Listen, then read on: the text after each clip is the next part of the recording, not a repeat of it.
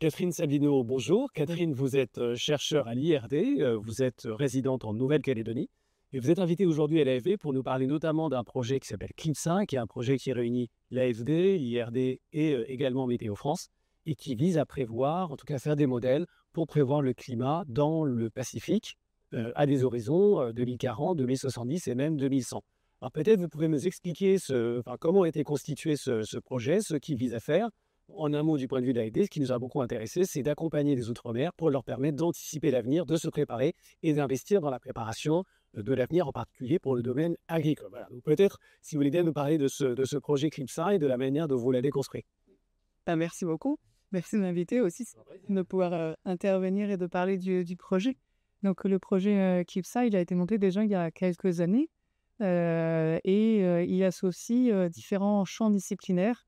Mon collègue Christophe Menkes, qui est en sciences du climat, et moi-même, qui suis anthropologue, donc en sciences humaines et sociales, on coordonne ce projet-là qui a plusieurs volets. Il y a un volet pour modéliser le futur du climat à ces horizons lointains, un autre volet pour appréhender comment les gens font pour faire face, ou comment les gens feront pour faire face à ce futur, quels sont les savoirs qu'ils ont, comment ils les construisent, et un autre volet qui s'est construit, et ça c'est une spécificité intéressante du projet, un volet agriculture dont vous allez parler, et qui s'est construit en concertation avec les collectivités.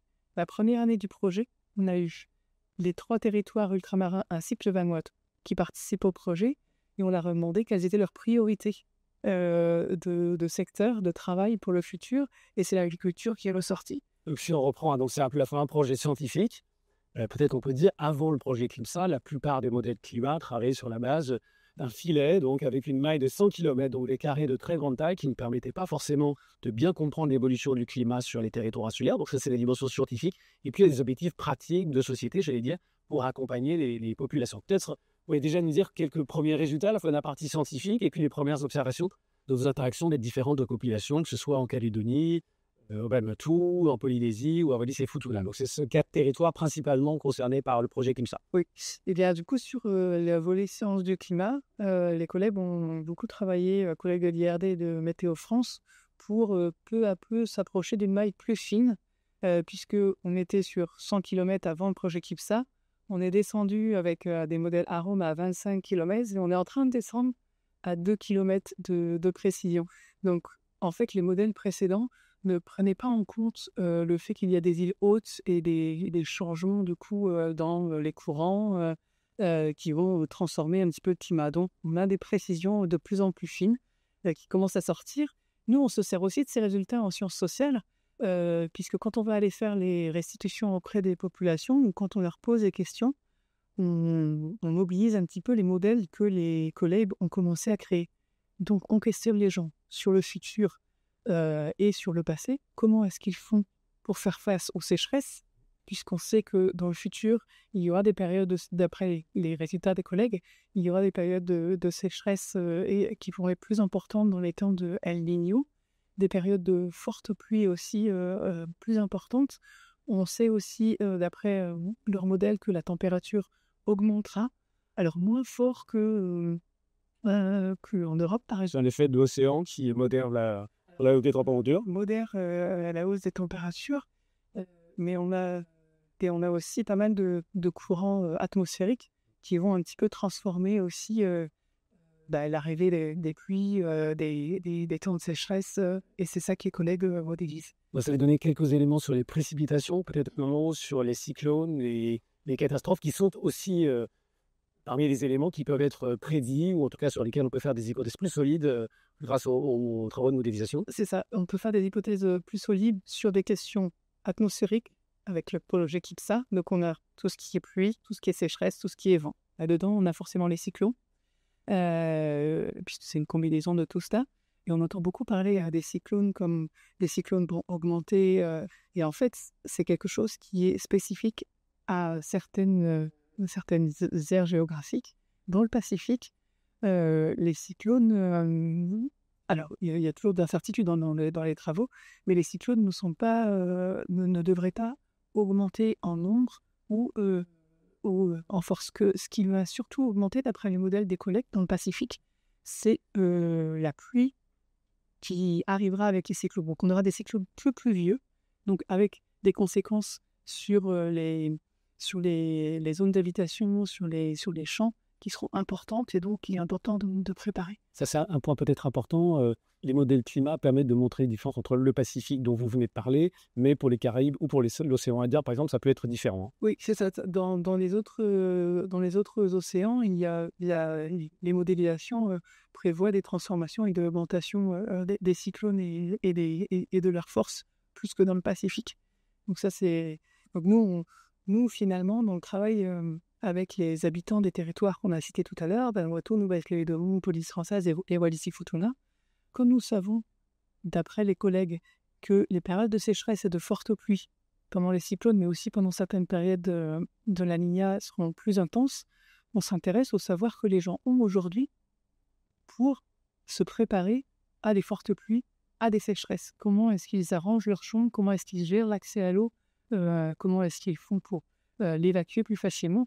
Et du coup, on collecte tous ces savoirs-là pour essayer de les rendre plus visibles et de les partager avec les différents territoires. Peut-être quelques questions.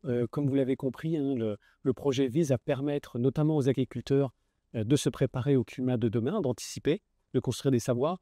Est-ce que vous pouvez déjà nous donner quelques éléments sur les types de cultures, par exemple, qui pourraient être impactés, de quelle manière, et à travers vos travaux, hein, auprès notamment des agriculteurs, comment vous percevez la possibilité précisément de financer, d'accompagner ces adaptations? Alors, dans le cadre du projet CLIPSA, on s'est concentré sur des tubercules très importants dans la région, qui ont des systèmes de culture de taro et d'igname, qui non seulement ont une valeur culturelle forte, mais sont aussi une ressource alimentaire importante dans le cadre territoire. Et il y a les taraudières, par exemple. Ce sont des systèmes assez magiques à regarder de vue du ciel ou quand on s'y promène.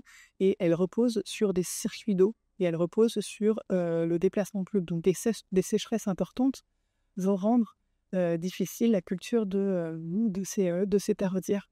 Et donc, on sait que aujourd'hui et par le passé, les gens, les agriculteurs et les agricultrices, quand ils savent qu'il va y avoir une période de sécheresse un peu plus importante, ils vont fermer certaines parcelles de la taraudière pour irriguer correctement celles qui vont donner, et puis lorsque de l'eau reviendra, pouvoir irriguer les autres. Tout ça, c'est des savoirs qui sont là, qui sont pas toujours transmis largement. Certains sont un petit peu en des ruptures générationnelles, donc il y a une volonté aussi de réapprentissage. On a des différents canaux aussi d'apprentissage aujourd'hui, parce nous, on travaille sur les savoirs locaux. Ces savoirs locaux-là, c'est des savoirs qui sont construits et acquis par les gens parce qu'ils ont une expérience régulière de l'environnement, ils l'observent, ils s'adaptent au fur et à mesure, mais ils se construisent aussi avec les savoirs des scientifiques, avec les savoirs des médias, avec les savoirs de l'école, avec les savoirs des institutions. Et on s'intéresse, nous, à la manière avec laquelle les gens mobilisent les différentes ressources de savoir pour agir dans leur champ et faire leur choix. Et ça, c'est un point important aussi. Un des objectifs du projet, c'est de construire des savoirs, mais aussi de les partager, à la fois au sein d'un territoire, mais aussi entre territoires. Est-ce que vous avez déjà réfléchi à cette question et peut-être observé sur certains territoires des bonnes pratiques, par exemple pour annoncer quelques semaines ou quelques mois à l'avance un phénomène El Niño ou la Niña qui peut avoir des conséquences importantes sur les pratiques agricoles, hein, par exemple pour changer les modalités d'irrigation? Oui, il y a un travail qu'on a un petit peu approfondi sur Nouvelle-Calédonie récemment, enfin l'année dernière, sur la manière avec laquelle les gens mobilisaient les savoirs introduits en Météo France sur El Niño, la Niña. Est-ce qu'on aura des périodes de sécheresse ou des périodes de forte pluie dans la vie? Et ils couplent ça à des savoirs d'observation qu'ils ont des plantes de leur champ. Et si ça corrobore, qu'il y a effectivement les plantes qui habituellement ont une mauvaise mine quelques semaines avant, parce qu'il y aura un temps un peu sec, on se dit, bon d'accord, Météo France doit avoir raison. Mais il y a toujours un croisement et des discussions sur les savoirs qui viennent de l'extérieur. Et donc, c'est pas seulement important de connaître et partager les savoirs, c'est aussi important de connaître et de comprendre comment ces savoirs se diffusent, se transforment, quels sont les obstacles qui vont rencontrer pour aller jusqu'aux agriculteurs et aux agricultrices de différents âges, et quels sont les leviers qui vont faciliter ces transferts. Donc, selon les endroits, on va avoir des des moments, des espaces-temps aussi où les choses vont se transmettre facilement. Et donc, on va aussi les mettre en avant pour pouvoir privilégier ces échanges. Très bien, ben, merci beaucoup Catherine d'avoir partagé avec nous donc, les premiers résultats du projet CLIPSA, donc la modélisation du climat dans le Pacifique à horizon moyen et même très long terme, mais aussi une dimension pratique sur l'adaptation des pratiques à l'école, les partages des savoirs sur cette région. Donc, merci beaucoup d'avoir partagé ces premiers résultats, si vous le souhaitez, en regardant sur le site de l'AFD ou de l'IRD, et peut-être à plus long terme sur les productions de Météo France grâce au projet CLIPSA. Voilà, merci beaucoup à vous Catherine. Et le site Clipsa. Et le site CLIPSA, bien sûr. Merci beaucoup.